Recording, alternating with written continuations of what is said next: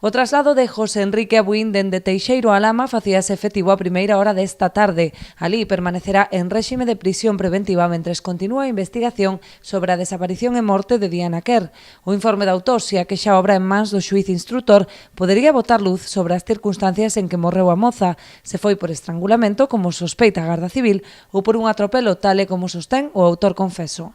Mais difícil será determinar se houbo ou non agresión sexual, punto clave no que se basea a defensa, posto que o abogado do Chicle deixará de representalo se se confirma a violación.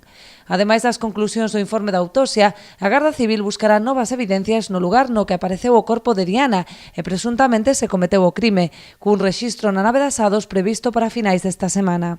A desaparición e morte de Diana Quer non é a única fronte aberta para o Chicle, posto que continúan as dilixencias polo intento de agresión e secuestro dunha moza en Boiro o pasado 25 de decembro.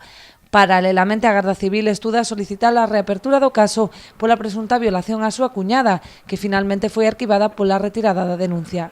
Os axentes sospeitan que o modus operandi neste caso acontecido en 2005 pode estar relacionado coas outras causas pendentes do Chicle.